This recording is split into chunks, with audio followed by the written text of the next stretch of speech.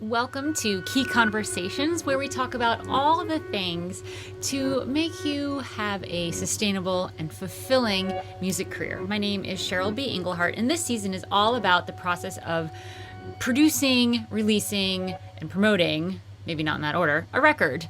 So today I want to quickly talk about something that is easily overlooked but always is a source of stress when it comes to this point in the record making process for me, and that is liner notes, aka what to print on the CD if you're actually printing a CD, but also what needs to be included in terms of giving credit. So my first point that I want to make is throughout the whole process, anytime you work with anyone that helps you move the record forward, write their name down and their job so that you can remember who they were. If it's a studio intern, if it's someone who gave you advice on a mix, if it's someone who played on your record, even just a couple notes, make sure that you include them and you credit them and you put their name anywhere we possibly can put their name.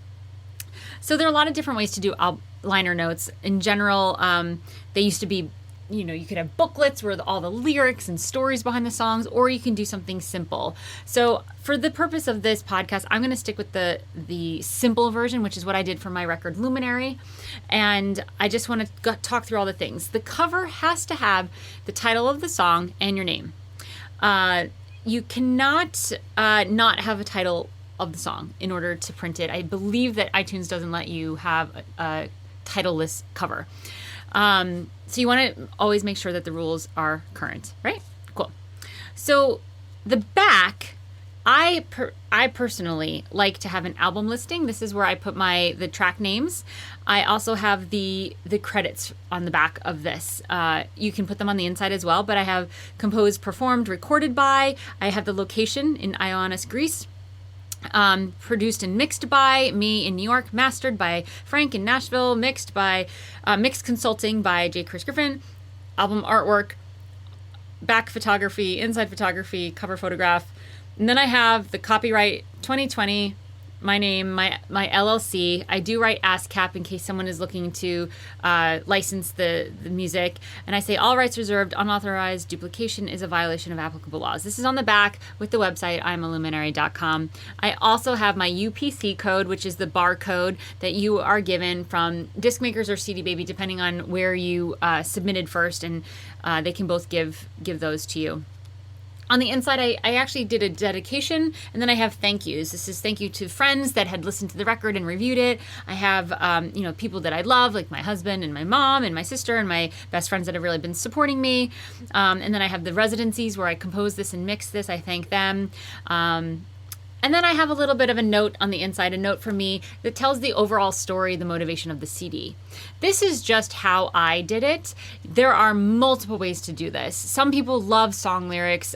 This record actually doesn't have any lyrics, so that was an easy choice for me, was to not do a big booklet, but just have it be nice, environmentally friendly, no plastic, it's all paper.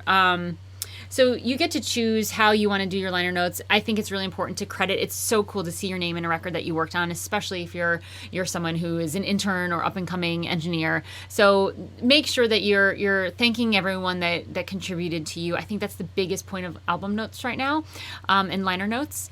And anything else that's important to you that you want to say that's not said in the music already. I think it's a great idea to have your website and make sure it's a website link that's not going to change because this is permanent, right? So someone might look at this in 10 years and be like, oh, I wonder what's up with her. I wonder how that project is going. So you want to make sure that website is not, I tend to not put social media on the CD. It's something that's really going to last through the ages. So that is the quick wham bam thank you ma'am of the liner notes. We already talked a little bit about artwork and photography. I think it's really just up to you and the taste of what you want. We can talk about what I put on the CD. I take sort of a portion of the cover. So the cover is a moon with water and a girl in a boat, which is me collecting the moons, harvesting moons. And so I decided to just make the moon the CD. And then I have the all rights reserved on the CD. Disc makers prints compact disc digital audio, so you know what kind of CD it is. And then I have the title and my name. Again, you don't need to put your title and name on the actual CD. You can do whatever you want with that. So that's how I create the liner notes. I notice for myself that as I go through this process of creating and recording the CD, I get these little thoughts of, oh, I really want to thank this person. Or I have this line, I love you to the moon and back, that I want to write that to my husband. So I will keep a file of liner notes in my overall Excel sheet, my Airtable sheet for the record, my master document. I will have a tab for liner notes, and that includes credits and any ideas that I have throughout the process. So it's really good to have that set up in the beginning so that you're not scrambling when it's time to go and then you're like, oh my God, I forgot this really important person that helped me out. So start this process, like all the processes in this whole series of actions you've got to take, start this process early, and I think you will be way better off. If you have not downloaded my free template, go to inthekey.co/release template. And that's going to take you to a releasing a record template Airtable base, which is basically a fantastic Excel sheet on steroids. That's really, really easy to do all sorts of things like keep track of credits and collaborators, liner notes, as well as the overall process. So if you haven't gotten that, go grab that. It is invaluable. All right, have a wonderful rest of your day. Thanks so much for listening. Make sure to subscribe. That is always a huge help, and leave a positive comment if this podcast has helped you in any way get any sort of clarity for you and your career. Thanks so much.